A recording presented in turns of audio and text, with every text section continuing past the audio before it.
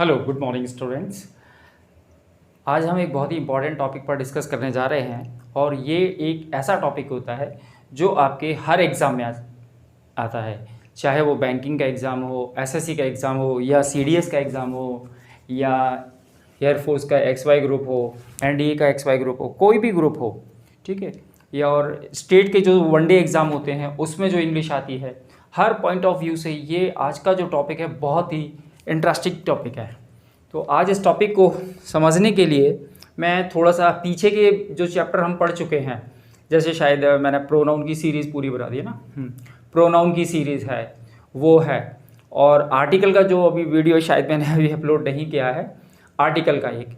तो कुछ चैप्टर ऐसे हैं रहेंगे इसके जो हमें प्रीवियस चैप्टर से भी थोड़ी सी हेल्प लेनी होगी और इस चैप्टर के बारे में भी हम सीखेंगे। एक्चुअली में आज जो टॉपिक हम करने जा रहे हैं डिस्कस, वो उस चैप्टर का नाम है सब्जेक्ट वर्ब एग्रीमेंट। उसे सिंटेक्स के नाम से भी जानते हैं, है ना, लिख दिया आप लोगों ने, वेरी गुड, ठीक है। उसे सिंटेक्स के नाम से भी जानते हैं। एक्चुअली में तो ये कहा जाए कि सब्जेक्ट वर्ब एग्रीमेंट कोई टॉपिक होता ही नहीं है। ये एक ऐसा टॉपिक होता है जो वर्ब, कंजंक्शन और आपके डिटर्मिनर्स से मिलकर बना हुआ एक टॉपिक होता है। तो वी कैन से कि ये एक मिक्स वेज टाइप का होता है, ठीक है। तो उस चैप्टर को समझने के लिए मैं आपको बता देता हूँ। जैसे इस चैप्टर का नाम है सब्जेक्ट वर्ब एग्रीमेंट। तो ये सब्जेक्ट वर्ब एग्रीमेंट होते क्या है, तो उसको पहले समझ लीजिए, क्योंकि चैप्टर का जब हमें नाम ही नहीं मालूम हो, नाम मालूम है लेकिन वो होता क्या है, उसका रोल क्या प्ले करता है, वही नहीं मालूम होगा तो हम सीखेंगे कैसे। तो सीधा सीधा जैसे नाम से ही पता चल रहा है, जब सब्जेक्ट का अपनी वर्ब के साथ एग्रीमेंट होता है। एग्रीमेंट से मतलब क्या है यहाँ पर, एग्रीमेंट से मतलब है कि जब सब्जेक्ट के अकॉर्डिंग वर्ब का प्रयोग किया जाता है, यानी कि जैसा सब्जेक्ट होता है वैसे ही वर्ब, ठीक है। अब जैसे कि कुछ बच्चे ये सोच रहे होंगे कि सर ये तो हमें मालूम है, सिंपल सा नियम है, सिंगुलर सब्जेक्ट के साथ सिंगुलर वर्ब आती है और प्लूरल सब्जेक्ट के साथ प्लूरल वर्ब आती है। अंडरस्टूड है ये चीज़, सभी लोग जानते हैं आप, है ना। लेकिन मैंने आपको बताया कि इस चैप्टर को मैं बेसिक से लेकर चलूँगा और कोशिश करूँगा कि आपको एडवांस लेवल तक के क्वेश्चंस करा पाऊँ, ठीक है। चलिए, तो सबसे पहले तो हम ये समझेंगे कि सिंगुलर सब्जेक्ट क्या होते हैं। सिंगुलर सब्जेक्ट क्या होते हैं, सिंगुलर सब्जेक्ट और सिंगुलर वर्ब क्या होती हैं। सिंगुलर सब्जेक्ट और सिंगुलर वर्ब, तो बच्चों समझ लीजिए, सिंगुलर सब्जेक्ट वो होते हैं जैसे ही, शी, इट या एनी नेम, कोई भी एक नाम होगा, ठीक है। ये आपके सिंगुलर सब्जेक्ट हो गए। तो सिंगुलर वर्ब क्या होती है, सिंगुलर वर्ब आपकी होती है जैसे इज और हैज, डज और वॉज, ये सिंगुलर की हेल्पिंग वर्ब होती है, ठीक है। सिंगुलर सब्जेक्ट ये होते हैं और सिंगुलर वर्ब ये होती हैं, ठीक है। तो सिंगुलर सब्जेक्ट के साथ सिंगुलर वर्ब लगाते हैं और प्लूरल सब्जेक्ट के साथ प्लूरल वर्ब लगाते हैं। चलिए आगे बढ़ते हैं। अब जैसे कि मैंने लिखा, प्लूरल सब्जेक्ट क्या होते हैं। प्लूरल सब्जेक्ट, प्लूरल सब्जेक्ट्स आपके होते हैं जैसे यू, वी, दे। एक्चुअल में यू सिंगुलर और प्लूरल दोनों होता है ना। आगे हम यूज सीखेंगे इसका, यू, वी, दे, और एक से ज्यादा कोई नाम हो, more than one, more than one name, एक से ज्यादा नाम, वो सब आपके प्लूरल सब्जेक्ट हो जाएंगे, है ना। तो प्लूरल सब्जेक्ट हो गया। तो प्लूरल वर्ब क्या होती है, मैं आपको एक और बात बता दूं, यहाँ सिंगुलर वर्ब हम एक्शन वर्ब भी ले सकते हैं। एक ये लिख लिया, प्लेज, एस और एस वाली जो फॉर्म होती है ना बच्चों, वो सिंगुलर वर्ब काउंट होती है, ठीक है। मैं आपको एक बार फिर से बता दूं, इस चैप्टर को सीखने का उद्देश्य है, ये सभी को मालूम होंगे हो सकता है, लेकिन मैंने कहा कि इस चैप्टर को मैं बिल्कुल बेसिक से लेकर चलूँगा, है ना। तो हो सकता है कुछ स्टूडेंट्स को बोरिंग फील हो रही हो, है ना, हो रही है तो शांति से बैठे रहें, अगर हो रही है तो। अभी धीरे धीरे हम उस क्वेश्चंस पर पहुंचेंगे जहां एग्जाम के आते हैं, ठीक है। प्लूरल वर्ब, प्लूरल वर्ब क्या होती है भाई, प्लूरल वर्ब जैसे इज का हो गया आर, हैज का हो गया हैव, और डज का हो गया डू, वॉज का हो गया वर, ठीक है। और वर्ब की फर्स्ट फॉर्म, ये याद रखना, वर्ब की फर्स्ट फॉर्म जो होती है बच्चों वो प्लूरल काउंट होती है, ठीक है। यहाँ तक आई बात समझ में। सिंगुलर सब्जेक्ट के साथ सिंगुलर वर्ब यूज़ करना है हमें, और प्लूरल सब्जेक्ट के साथ प्लूरल वर्ब यूज़ करना है, ठीक है। अगर ये बात समझ में सबको, तो आप सब लोग नोट कर सकते हैं। ये बहुत इंपॉर्टेंट टॉपिक है, और ऐसा शायद ही है कोई एग्जाम हो जिसमें ये इस चैप्टर से कोई क्वेश्चन ना आता हो। इस चैप्टर को हमें बहुत अच्छे से सीखना है। मुझे लगता है कि अभी तक मैंने जितने भी वीडियोस बनाए हैं इसमें सबसे इम्पॉर्टेंट टॉपिक यही है। ये एक ऐसा टॉपिक है छोटे से लेके बड़े एग्जाम, सभी एग्जाम में आता है, इसलिए हमें इस टॉपिक को बिल्कुल बेसिक से सीखना है। और इंटरेस्टिंग बात तो ये है कि इस चैप्टर में ज़्यादा कुछ होता नहीं है, हमें सिर्फ इतना सीखना होता है कि सेंटेंस का सब्जेक्ट सिंगुलर है तो सिंगुलर वर्ब लगाना है, प्लूरल सब्जेक्ट है तो प्लूरल वर्ब लगाना है। अब चूंकि ये बात जानते तो सभी हैं कि सिंगुलर और प्लूरल क्या होता है, लेकिन सेंटेंस में कुछ सब्जेक्ट इस तरह के आएंगे कि स्टूडेंट्स कंफ्यूज हो जाते हैं कि पहली बात तो वो सब्जेक्ट को पहचान ही नहीं पाते कि सब्जेक्ट इसमें है कौन सा। सेकेंडरी प्रॉब्लम जो उनको आती है वो ये आती है कि सब्जेक्ट जो आया है वो सिंगुलर है या प्लूरल है। इसीलिए बस ये चैप्टर इंपॉर्टेंट है, बस और कुछ नहीं। हमें सब्जेक्ट को पहचानना है कि सब्जेक्ट, सेंटेंस का दिया हुआ सब्जेक्ट सिंगुलर है तो सिंगुलर की वर्ब लगाना है, और सेंटेंस का दिया हुआ सब्जेक्ट अगर प्लूरल है तो प्लूरल वर्ब लगाना है, ठीक है। इतना आगे समझ में सबको नोट कर लिया। चलिए आगे बढ़ते हैं।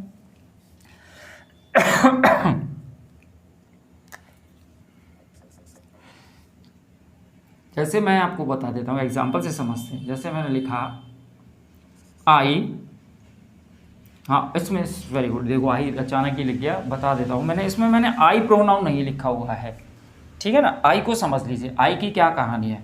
आई, अब जैसे कुछ लोग बोल देते हैं आई प्लूरल होता है क्योंकि प्लूरल की बर्बादी है, क्या बेतु की बात है ये, ऐसा कुछ नहीं होता है। आई सिंगुलर होता है। जैसे मैंने कहा मैं इंग्लिश पढ़ा रहा हूँ, अब इस वक्त यहाँ पर कौन है, मैं अकेले ही तो पढ़ा रहा हूँ, पूरी कॉलोनी थोड़ी ना पढ़ा रही है भाई, मैं अकेला पढ़ा रहा हूँ, अंडरस्टूड है ये चीज़। लेकिन क्या होता है, आई के साथ सिंगुलर भी हेल्पिंग वर्ब आती है और प्लूरल भी हेल्पिंग वर्ब आती है, इसीलिए मैंने उसको ना इनके साथ लिखा ना इनके साथ लिखा। अब जैसे अगर आई की बात करें अपन, तो आई के साथ ये देखिए, आई इस जगह आई के साथ वॉस आएगा, ठीक है। इधर से अगर अपन बात करें तो आई के साथ वॉस आएगा। बाकी का फिर आई के साथ देखें तो आई के साथ हैव आएगा, आई के साथ डू आएगा, और आई के साथ वर्ब की फर्स्ट फॉर्म आएगी, यानी 1 2 3 4। अब ये देखिए, ये प्लूरल की वर्ब आ रही है आई के साथ, है वो सिंगुलर लेकिन प्लूरल की वर्ब आ रही है, लेकिन यहाँ आई के साथ सिंगुलर की वर्ब आ रही है ना। अब ये ऐसा क्यों होता है, ये तो सच कहूँ तो मुझे भी नहीं मालूम, और मुझे क्या है किसी को भी नहीं मालूम होगा, सच्चाई तो यही है ना। अब कोई ज़बरदस्ती उसमें बोलता रहे वो बात अलग है, क्योंकि ये लैंग्वेज है ना। कुछ चीज़ें एक्सेप्ट करनी पड़ती हैं इंग्लिश में, जैसे मैं आपको बताया TO2 है, DO डू है, तो वो एक्सेप्ट करना पड़ेंगे। BUT बट है, PUT पुट है। अब उसमें हम अननेसेसरी डिस्कशन करें कि ये PUT पुट क्यों है, पट क्यों नहीं हुआ, BUT बट है, बुट क्यों नहीं हुआ, तो these are the silly questions and I don't think so that we should waste our time unnecessarily for these type of questions, है ना। तो जो है सो वो एक्सेप्ट करना है। हमारा उद्देश्य ये है कि भाई हमें जो सर्विस चाहिए वो हमें मिल जाए, हमें कोई विद्वान नहीं बनना है, ठीक है ना। सही कह रहा हूँ ना मैं शर्मा जी। चलिए आगे बढ़ते हैं।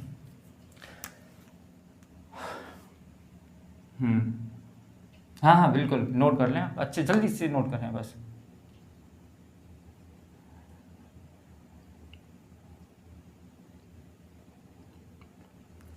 ठीक है, ये चीज़ हो गई समझ, आ जाओ अब एक चीज़ और समझ लो। जैसे मैंने कहा आई डैश हैप्पी, सिंपल सा क्वेश्चन से मैं आपको स्टार्ट करता हूँ।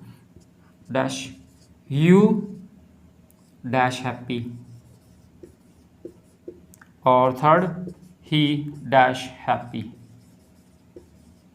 ये सेंटेंस है। अब आप इसमें इशारे में आपको पुटअप करने हैं, तो आप लोग बचपन से जानते हैं ये चीज़ें कैसे यूज़ करना है। आई के साथ एम आता है, आई एम हैप्पी। यू है, यू के साथ आर हैप्पी। ही सिंगुलर है तो सिंगुलर की हेल्पिंग वर्ब आ गई। सिंगुलर सब्जेक्ट सिंगुलर की वर्ब आ गई। प्लूरल सब्जेक्ट, अब यू चाहे सिंगुलर हो या प्लूरल हो, है ना, यू चाहे सिंगुलर हो या यू प्लूरल हो, दोनों ही कंडीशन में आ रहा है, मतलब प्लूरल की वर्ब आएगी उसके साथ, सिंगुलर की हेल्पिंग वर्ब नहीं आएगी, ठीक है। और आई के साथ ये इसकी कहानी अलग है, मैं आपको बता चुका हूँ, आई एम, ठीक है। इसमें हेल्पिंग वर्ब एम लिखी नहीं क्योंकि एम एक ऐसी हेल्पिंग वर्ब है जो केवल आई के साथ आती है। ये हेल्पिंग वर्ब भी है इस केस में और लिंकिंग वर्ब भी है यहाँ पर, ठीक है। अब ये चीज़ होगी समझ। अब जैसे मैं यहाँ पर ये लिख देता डैश हैप्पी,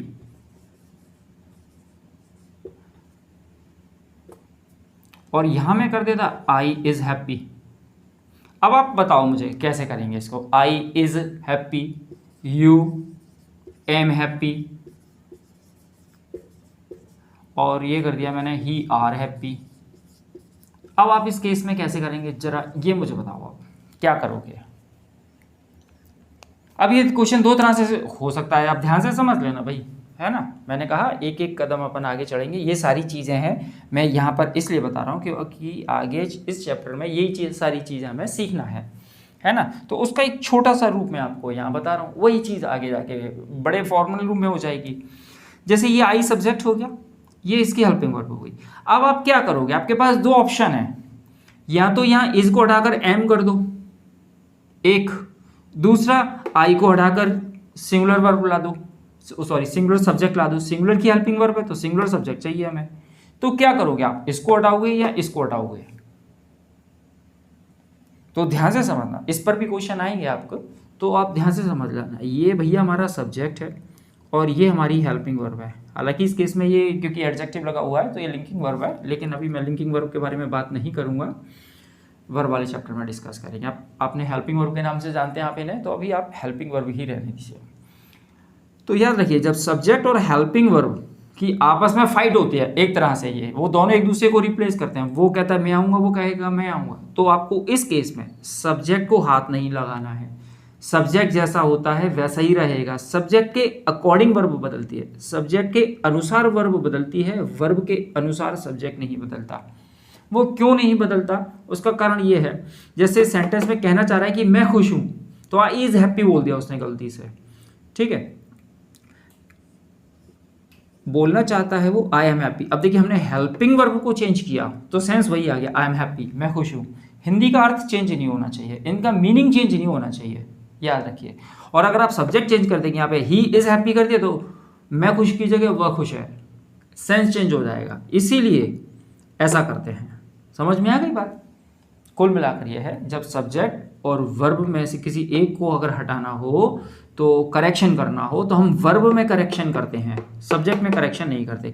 उसी तरह से ये यू है तो हम इस वर्ब में करेक्शन करेंगे ना कि सब्जेक्ट में, तो एम की जगह आर आ जाएगा।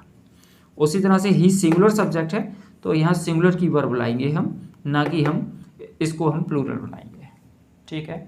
इतनी बात आ गई समझ में। तो सब्जेक्ट एक तरह से किंग होता है ना, वो चेंज नहीं होता। हेल्पिंग वर्ब जो भी होगी वर्ब चेंज होगी उसकी। चलिए इतना नोट कर लीजिए, आया समझ में, नोट करते चले बस फटाफट।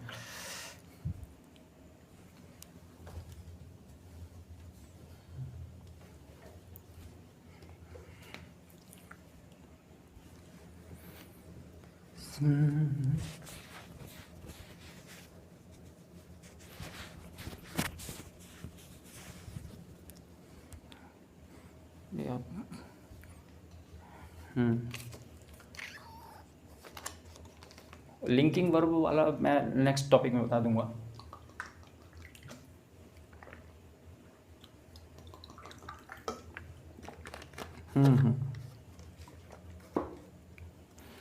चलिए ये हमारा बेसिक ग्राउंड हो गया चैप्टर को समझने के लिए। अब हम इस चैप्टर को स्टार्ट करते हैं, ठीक है। इस चैप्टर में अभी हमने इतना सीख लिया सब्जेक्ट वर्ब एग्रीमेंट में। सब्जेक्ट सिंगुलर तो सिंगुलर की वर्ब, सब्जेक्ट प्लूरल प्लूरल की वर्ब, ठीक है।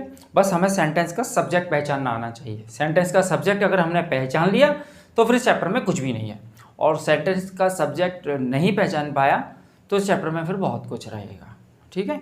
चलिए तो हम कोशिश करते हैं इसके सेंटेंस के स्ट्रक्चर को समझने की। ये क्या है भाई, प्रॉब्लम क्या है इस चैप्टर में, क्या चाहता है ये चैप्टर, ठीक है।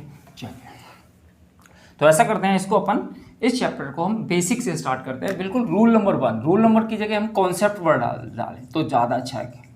कॉन्सेप्ट नंबर 1, ठीक है। तो देखिए समझ लीजिए ये है क्या।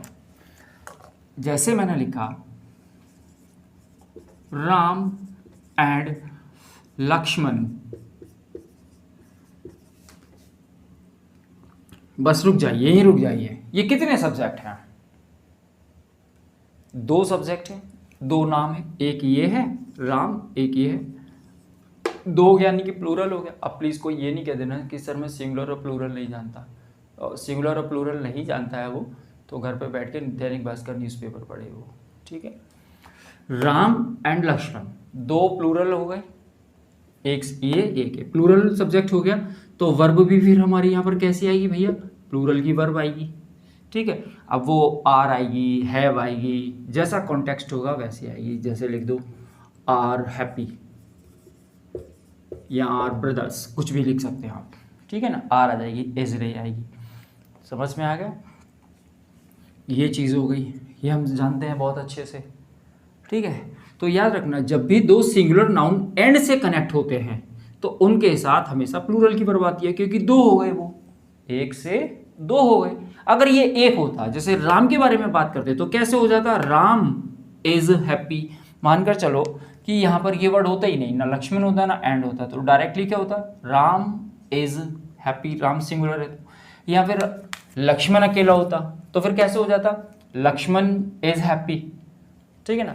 लेकिन हमने क्या किया? दोनों ही सेंटेंस के सब्जेक्ट को जोड़ दिया है, ठीक है। जोड़ दिया है यानी कि पास में कर दिया, एंड से कनेक्ट कर दिया है ना। ये कंजंक्शन लगा हुआ है। मैंने स्टार्टिंग में बोला था कि आर्टिकल है, कंजंक्शन है, प्रपोजिशन है, उनकी भी ज़रूरत पड़ेगी इस चैप्टर पे, ठीक है। तो ये कंजंक्शन है भैया, एड है, कॉर्लेटिव कंजंक्शन बोलते हैं इसे।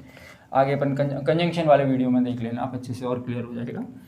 राम एंड लक्ष्मण 2 हो गए, प्लूरल हो गया तो प्लूरल की वर्ब हो गई, ठीक है। अब यहाँ पर आर आएगा, हैव आएगा या फिर आपका वर आएगा, वो हमारे सेंटेंस पर डिपेंड करता है, वो आगे हम सीखेंगे। अभी तो हम सिर्फ इतना सीख रहे हैं, ये प्लूरल हो गए तो प्लूरल की वर्ब आ गई, ठीक है ना। अब इस केस में तो यहाँ पर आर ही आएगा, है ना, हैव नहीं आ सकता यहाँ पे। ये चीज़ हो गई।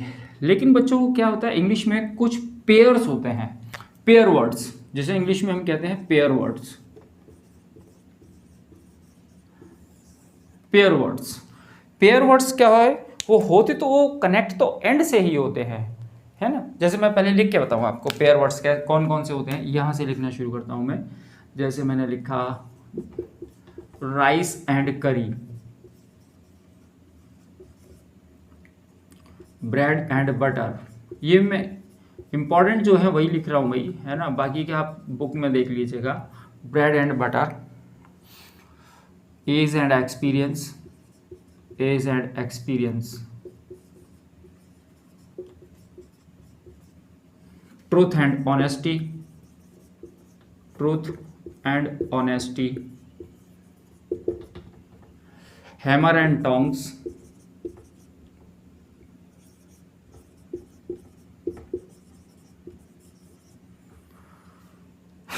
Crown and glory. बस मैं इतना ही लिख रहा हूँ, है ना। बाकी ये इसके अलावा और भी होते हैं, आप देख लेना, है ना। बैग एंड बैकन होता है, हॉर्स एंड कैरेज होता है ना, अप्स एंड डाउन्स होते हैं। बस मैंने आपको इतनी लिख दी शॉर्ट में। तो ध्यान से देखिए, ये भी सब सिंगुलर नाउन है और एंड से कनेक्ट हैं। आप देखें सभी एंड से कनेक्ट हैं, है ना। अब चूंकि ये कैसे वर्ड हैं? पेयर वर्ड्स हैं। अब चूंकि ये पेयर वर्ड्स हैं तो पेयर वर्ड्स होने के कारण इसका हम करेंगे क्या? पेयर वर्ड्स होने के कारण इनको हम सब सिंगुलर मानते हैं, सिंगुलर काउंट किया जाएगा। ये पेयर वर्ड्स जो होते हैं वो सिंगुलर काउंट किए जाते हैं, यानी कि उनको एक वचन माना जाता है, सिंगुलर माना जाता है। और सिंगुलर माना जाता है इसी कारण से इनके साथ सिंगुलर की वर्ब आती है। फॉर एग्जाम्पल सर देखते हैं, जैसे मैंने कहा rice and curry is my uncle's favorite.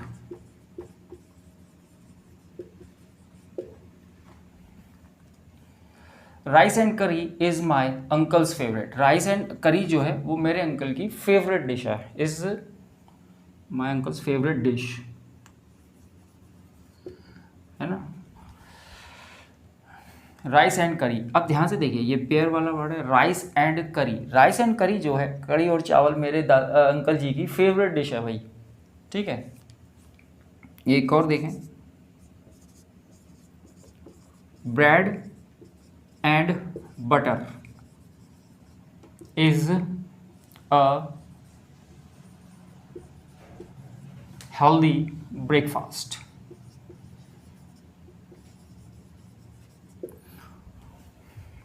Bread and butter is a healthy breakfast, ठीक है। ब्रेड एंड बटर जो होता है एक हेल्दी ब्रेकफास्ट होता है। अब इसको ध्यान से समझ लेना आप, है ना, क्योंकि ये जो जैसा दिख रहा है एग्जाम में वैसा नहीं आएगा। ये तो पेयर वर्ड्स हो गई आपका, ये मैंने लिख दिया पेयर वर्ड्स, पेयर वर्ड्स, दोनों ही पेयर वर्ड्स हैं, दोनों ही पेयर वर्ड्स हैं। तो भैया देखिए सिंगुलर मानते हैं इनको, है ना। ये हैं तो लिखने में ये दो हैं, दिखने में ये दो लिखे हुए हैं, राइस एंड करी, लेकिन इनको हम क्या है, जैसे मैंने कहा कड़ी चावल, मेरे अंकल की फेवरेट कड़ी चावल हैं। अब कड़ी चावल इसका मतलब क्या हुआ, ऐसा तो है नहीं कि पहले वो चावल खा लेते हैं ऊपर से फिर वो कड़ी पी लेते हैं और फिर ज़मीन में लोट लगा लेते हैं कि वो मिल जाएंगे, है ना। ऐसा तो है नहीं भाई।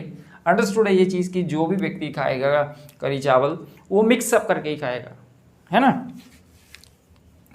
तो ये दोनों मिलकर खाएंगे, जैसे एक प्लेट में आए दोनों मिक्स होकर आए तो अपन जैसे जब खाएंगे एक ही बाउल में खाएंगे, है ना, तो वो एक डिश बन जाएगी, एक डिश बन गई। इसी कारण उसके साथ हम सिंगुलर की वर्ब लगा रहे हैं, क्योंकि वो एक बन गई, सिंगुलर बन गई।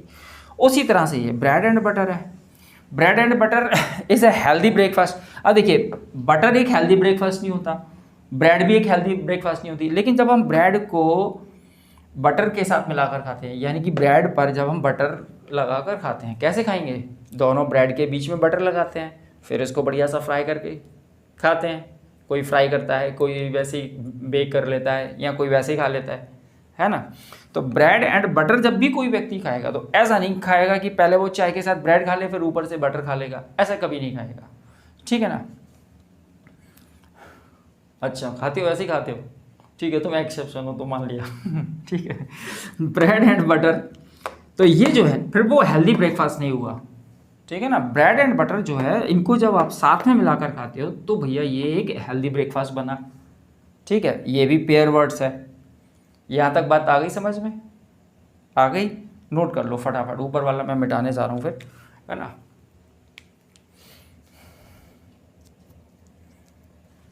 जल्दी नोट कर लो।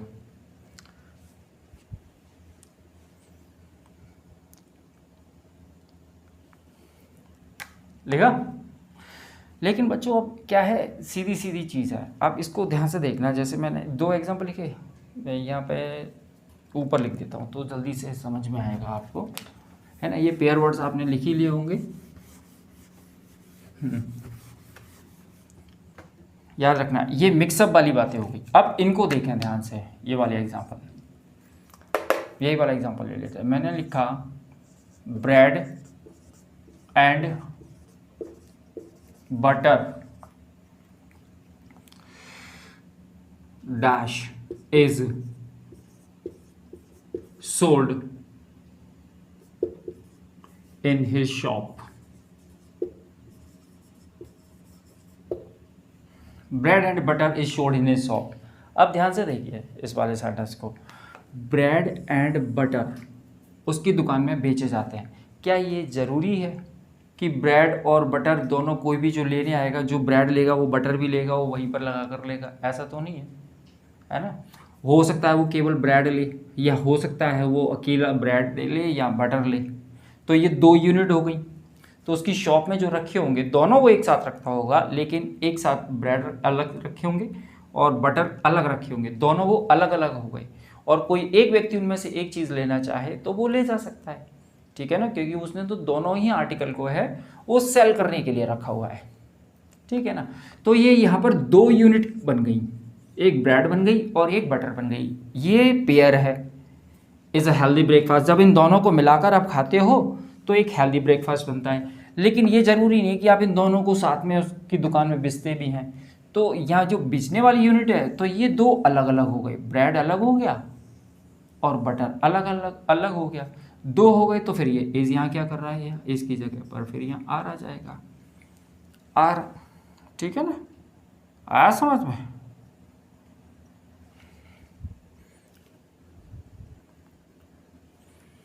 एक और एग्जांपल देख लो इसी का।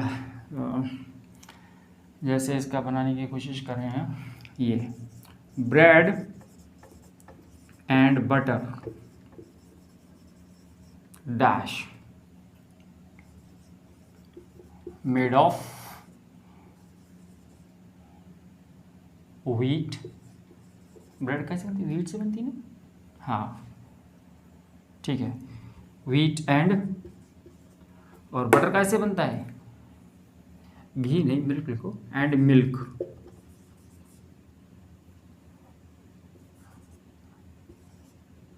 रिस्पेक्टिवली। ठीक है ना, तो जो ब्रेड है और बटर है वो कैसे बनते हैं, अब रिस्पेक्टिवली वर्ड लगा हुआ है, इसका मतलब क्या हुआ कि व्हीट से बनती है आपकी ब्रेड, बटर से बनता है, मिल्क से बनता है बटर, और व्हीट से बनता है आपका ब्रेड। ठीक है, अब ध्यान से देखो, ये भी दोनों सेम वर्ड है, ब्रेड एंड बटर। क्या ज़रूरी है कि ब्रेड और बटर जब बनते होंगे तो वो एक ही साथ बनते होंगे, और ऐसा हो भी नहीं सकता, क्योंकि ब्रेड बनती है आपकी व्हीट से बनती है, और जो बटर बनता है वो आपका मिल्क से बनता है, दोनों की अलग अलग प्रोसेस है। तो दैट इज़ क्वाइट इम्पॉसिबल कि दोनों एक साथ बन सकें। तो अलग अलग कैटेगरी हो गई यहाँ पे इसकी तरह, तो यहाँ पर भी ये दो यूनिट हो गई, है ना, ये यूनिट अलग हो गई, ये यूनिट अलग हो गई, इसकी कैटेगरी अलग हो गई, इसकी कैटेगरी अलग हो गई। ठीक है, तो उस कंडीशन में भी हम यहाँ पर आर का यूज़ करेंगे, चूँकि प्लूरल सब्जेक्ट हो गए तो प्लूरल में। अब देखिए एक ही क्वेश्चन है, ब्रेड एंड बटर, और यहाँ पर इन दोनों में प्लूरल की वर्ब आ रही है और इसमें सिंगुलर की वर्ब आ रही है, तो सेंटेंस के कॉन्टेक्स्ट से हमें समझ में आएगा। मैंने अभी थोड़ी देर पहले कहा था कि सेंटेंस का सब्जेक्ट पहचानना ही मेन है इस चैप्टर में। बस यही है कि सेंटेंस का सब्जेक्ट अगर हमें पहचान में आ गया, उसका सेंस समझ में आ गया, तो हम आंसर बना लेंगे कि इसका आंसर ये होगा। और अगर सेंटेंस का सब्जेक्ट ही समझ में नहीं आएगा, अब आप इसे सिंगुलर समझ रहे हैं या प्लूरल समझ रहे हैं, इसमें कंफ्यूज हैं, तो आंसर नहीं आ पाएगा। और अगर आपको ये चीज़ क्लियर हो गई है कि सेंटेंस का सब्जेक्ट सिंगुलर है तो आप सिंगुलर की वर्ब लगाएंगे, प्लूरल है तो प्लूरल की वर्ब लगा सकेंगे ईजिली। आई होप कि मैं शायद आपको अपनी बात डिलीवर अच्छे से कर पाया हूँ। अगर ऐसा है तो नोट कर लीजिए फटाफट।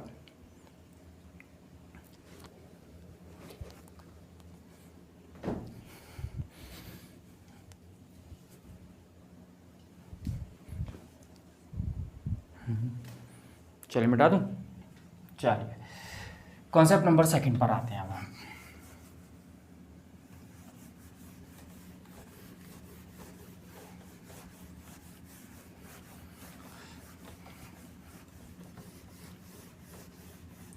हाँ, इस चैप्टर में बिल्कुल कंजंक्शन का भी यूज़ हो जाएगा। मैंने बताया ना, आर्टिकल है, प्रपोजिशन है, कंजंक्शन है, और आपके रिलेटिव प्रोनाउन है, वो डिटरमिनर हैं, वो सब इस चैप्टर में आएंगे। मैंने कहा था ये कोई चैप्टर है नहीं, ये पर्टिकुलर थोड़ा थोड़ा सबका मिक्स है ना। चलिए कॉन्सेप्ट नंबर सेकंड पर आते हैं अब हम, है ना।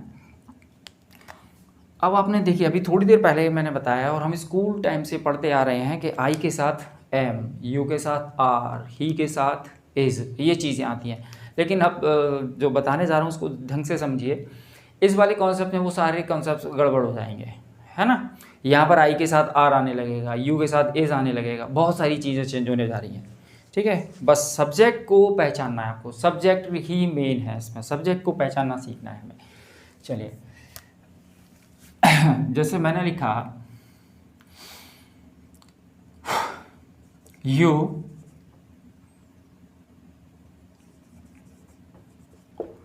विथ, यू नहीं लिखे हम, सिंपल लिखे, पहले ही लिखो, he with his friends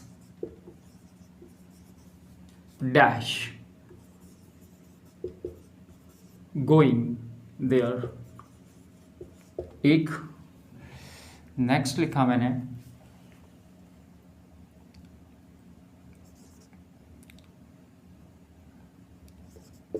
Ravi as well as I. हाँ, मैं आपको एक चीज़ और बताना चाहूँगा, जैसे नाउन और प्रोनाउन वाली बात जो चल रही थी वो मेरे दिमाग से निकल गई। मैं फिर से बता दूँ, किसी भी सेंटेंस का, एक लाइन बहुत अच्छी से बोल रहा हूँ मैं, बिल्कुल शुद्ध गाँव की भाषा में, समझ रखें आप उसको।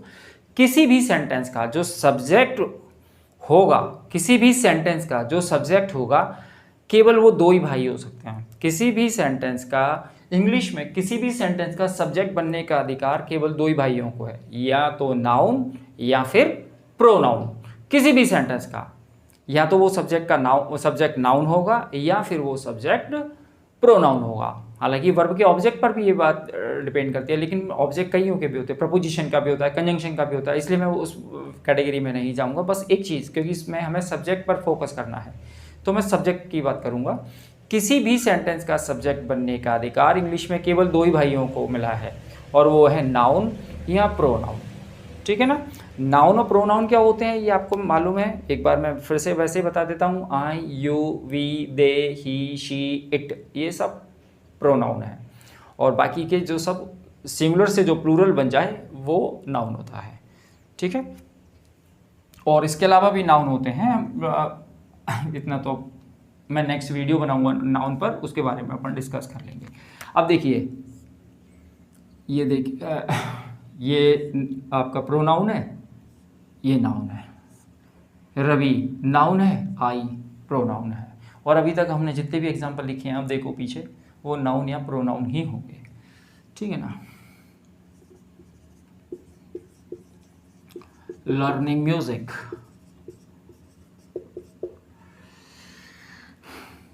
और एक क्वेश्चन और मैं आपको बता देता हूँ। जैसे मैं, ये मुझे MPSI का क्वेश्चन याद आ गया।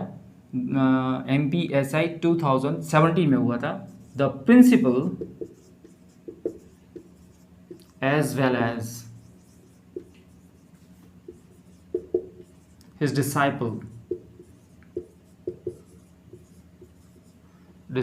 डिसाइपल्स मीन्स स्टूडेंट्स, उनके शिष्य। The principal and as well as his disciples want to see the final match। कुछ ऐसा ही था, अब मुझे एग्जैक्टली याद नहीं है, लेकिन मुझे ये वर्ड याद है अच्छे से। Principal as well as his disciples, ये वर्ड मुझे अच्छे से याद है। ये 3 क्वेश्चन मैंने दिए आपको। अभी अपन ने 4 क्वेश्चन उधर कर लिए। Question number 5, question number 6, question number 7। चलिए, इसके आंसर आप मुझे बता दीजिए फटाफट। इसमें आपको एसआरएम में से एक भरना है, क्या आएगा? ये ऑलरेडी मैंने भर दिया है, एरर फाइंडिंग है। ये दोनों एरर फाइंडिंग में ले लीजिए आप। चलिए, हाँ, 1 मिनट का टाइम मैं दे रहा हूँ जब तक मैं पानी पी रहा हूँ। हाँ, देखिए,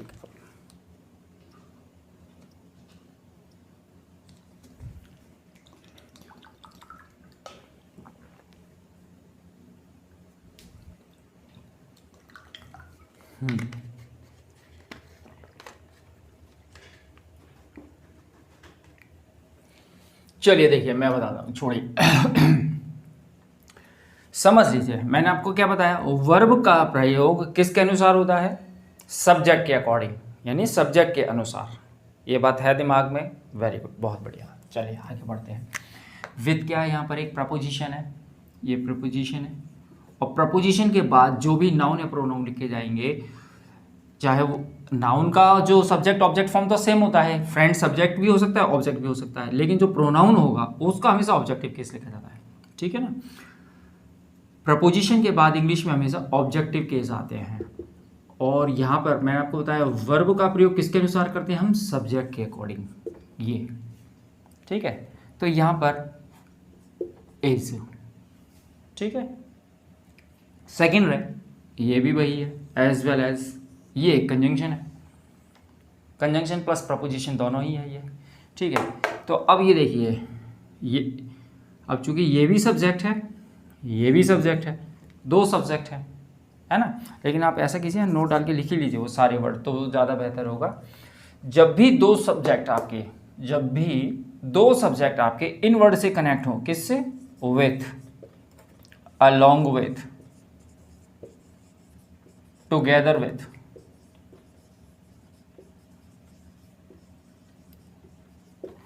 includings,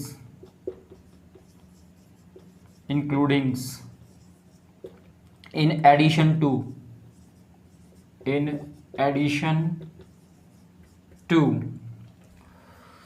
besides, like, unlike,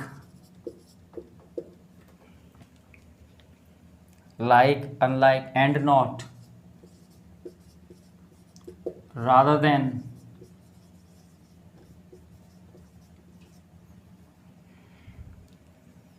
और ये वाला वर्ड भी लिख लेना, as well as,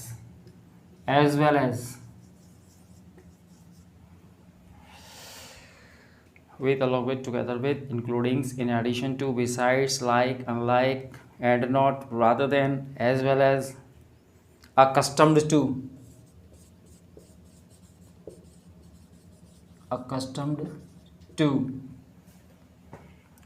ठीक है, और भी है, ठीक है, बस ये वर्ड है। जब भी आपके दो सब्जेक्ट इनसे कनेक्ट हों, आपके इनसे कनेक्ट से मतलब क्या है, यानी कि सब्जेक्ट के इन दो सब्जेक्ट के बीच में जब ये वर्ड आए तो वर्ब का प्रयोग हमेशा फर्स्ट वाले सब्जेक्ट के अनुसार करना है आपको बच्चों, याद रखना, ठीक है। जब भी आपके दो सब्जेक्ट इनमें से किसी भी देखिए ऐसा कर लीजिए, S1 सब्जेक्ट 1 इधर होगा और सब्जेक्ट 2 इधर होगा आपका, ठीक है। सब्जेक्ट इन वर्ड के पहले होगा सब्जेक्ट 1 और इन वर्ड के बाद में होगा सब्जेक्ट 2। तो वर्ब का प्रयोग जो करेंगे ना हम S1 के अनुसार, यानी सब्जेक्ट 1 के अकॉर्डिंग करेंगे। सब्जेक्ट 1 है हमारा, तो ये देखिए ये हमारा सब्जेक्ट 1 और हिज फ्रेंड्स सब्जेक्ट 2 ये है, तो सब्जेक्ट 1 के अकॉर्डिंग हमने वर्ब का यूज़ किया है, और ही सिंगुलर है तो सिंगुलर की वर्ब आ गई, ये प्लूरल है, ठीक है ना। दूसरा देखिए, इसमें भी वही है, S1 ये है और S2 ये है। सब्जेक्ट 1 रवि है, सब्जेक्ट 2 आई है, तो रवि के अकॉर्डिंग हमने वर्ब यूज़ करेंगे, तो यहाँ पर एम नहीं इज आएगा। अब देखना इंटरेस्टिंग कैसा लग रहा है, आई इज, ठीक है, आई इज। अब मालूम है एग्जाम में क्या होता है, एरर फाइंडिंग में जनरली ऐसे ही ऑप्शन आ जाते हैं, ऐसे ही ऑप्शन आ गया मान लो, और वो जानबूझकर इन दोनों को एक ही बॉक्स में रखेगा, आई इज, जानबूझकर वो एक ही बॉक्स में रखेगा एग्जामिनर, जिससे स्टूडेंट्स कंफ्यूज हो, है ना, क्योंकि हमने बचपन से आई एम पढ़ा हुआ है और यहाँ पर आई के साथ इज आ गया। लेकिन हमें ये समझना है कि ये जो इज आ रहा है ना, वो इज इस रवि के अकॉर्डिंग आ रहा है, इज, ना कि इसके अकॉर्डिंग, क्योंकि सब्जेक्ट हमारा रवि है, रवि के अनुसार हमने इज यूज़ किया है, रवि सिंगुलर है इसीलिए हमने सिंगुलर वर्ब यूज़ कर ली, ठीक है। अगर यहाँ पर यू होता तो हम यहाँ आर यूज़ कर लेते, ठीक है ना। अच्छा एक बात बताओ, अगर आई इधर होता और रवि इधर होता तो फिर क्या करते? नहीं, रवि इधर हो जाता और आई इधर हो जाता, I as well as Ravi ये हो जाता। तो पहली बात बता दूं, ऐसा हो ही नहीं सकता ये कि आई इधर आ जाए और रवि इधर आ जाए, है ना। उसका कारण है, देखिए प्रोनाउन वाले चैप्टर की ज़रूरत पड़ रही है ना। ये रवि कौन सा पर्सन है, थर्ड पर्सन, और आई कौन सा पर्सन है, फर्स्ट पर्सन, और रवि है थर्ड पर्सन। तो जो सीक्वेंस होता है ना वो 3 और 1 होता है। जब थर्ड पर्सन और फर्स्ट पर्सन एक साथ दिए जाते हैं तो पहले थर्ड पर्सन लिखा जाता है, उसके बाद में फर्स्ट पर्सन लिखा जाता है। अगर आप आई को इधर और रवि को इधर लिखोगे तो एरर यही हो जाएगी, ठीक है ना। तो याद रखना, जब भी सीक्वेंस आएगा तो पहले थर्ड पर्सन, थर्ड और 1 दोनों दिए हुए हैं, थर्ड पर्सन भी दिया हुआ है, फर्स्ट पर्सन भी दिया हुआ है, तो पहले थर्ड पर्सन लिखेंगे आप, उसके बाद में फर्स्ट पर्सन लिखेंगे, ठीक है। आई बात समझ में इतनी? ठीक है, बहुत बढ़िया। इस पर आ जाइए, इसके भी वही 2 सब्जेक्ट हैं, सब्जेक्ट 1 ये है और हिज डिसाइपल सब्जेक्ट 2 ये है, ठीक है। तो सब्जेक्ट 1 के अकॉर्डिंग वर्ब आएगी और प्रिंसिपल एक ही होते हैं, सिंगुलर होते हैं। तो यहाँ से देखिए ये रही वर्ब हमारी, इसको अब ढंग से देखो बच्चों, वर्ब है। अभी मैंने जब स्टार्ट किया था ये चैप्टर तो आपको सिंगुलर वर्ब लिखी थी। सिंगुलर वर्ब में मैंने ये भी लिखा था कि वर्ब की फर्स्ट फॉर्म जो होती है, प्लूरल वर्ब में लिखा था कि वर्ब की फर्स्ट फॉर्म जो होती है ना वो प्लूरल होती है। जब हम उसमें एस या ई एस लगाते हैं वो कॉन्टेक्स्ट पर डिपेंड करता है ना। एस या ई एस लगाते हैं तब वो सिंगुलर बनती है। और ये वांट क्या है, वर्ब की फर्स्ट फॉर्म है, सेकंड वांटेड, थर्ड वांटेड, तो ये फर्स्ट फॉर्म है। फर्स्ट फॉर्म जो है वो है प्लूरल और सब्जेक्ट है हमारा सिंगुलर, प्रिंसिपल अकेले ही तो हैं, ठीक है ना। तो सिंगुलर सब्जेक्ट के अकॉर्डिंग हमें सिंगुलर वर्ब लगानी है। और वर्ब सिंगुलर, वर्ब की फर्स्ट फॉर्म सिंगुलर कब बनती है, जब हम उसमें एस लगा देते हैं। तो ये आंसर हो जाएगा wants to see the final match. The principal as well as his disciple wants to see the final match. Principal और उनके शिष्य फाइनल मैच देखना चाहते हैं। Is that clear? आ गई बात समझ में? अच्छे से आ रही है? नोट करते चलें बस।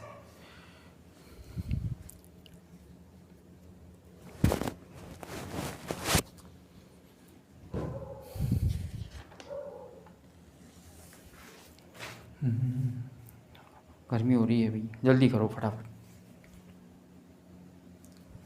चलें जल्दी, नेक्स्ट क्लास का टाइम हो रहा है। आज के लिए मेरे ख्याल से यहीं ख़त्म करते हैं, है ना। आगे की क्लास को कंटिन्यू करेंगे। देखिए कुछ स्टूडेंट जो हैं इनको समझ में नहीं आया हो वो कमेंट बॉक्स में मुझे लिख के बता सकते हैं कि सर यहाँ प्रॉब्लम हो रही है या हमें इस टॉपिक पर वीडियो देखना है, तो वो आप मुझे बता सकते हैं। मैं पूरी कोशिश करूँगा कि आपकी प्रॉब्लम को सॉल्व कर सकूँ, ठीक है। और ये सीरीज़ मैंने स्टार्ट की है सब्जेक्ट वर्ब एग्रीमेंट की, ये आज का वीडियो नंबर 1 है और नेक्स्ट वीडियो इसके बाद बनाऊंगा मैं। और कोशिश करूंगा क्वेश्चंस को धीरे धीरे एक स्टेप बाय स्टेप हम आगे बढ़ें। एकदम अगर हम स्किप कर जाएंगे तो we won't be able to learn anything. तो मुझे लगता है कि फर्स्ट वी शुड स्टार्ट की बेसिक क्वेश्चन से स्टार्ट किए जाएँ तो हम चीज़ों को अच्छे से समझ भी सकते हैं और उनको सॉल्व भी कर सकते हैं। चलिए आज की क्लास के लिए इतना ही। जय हिंद।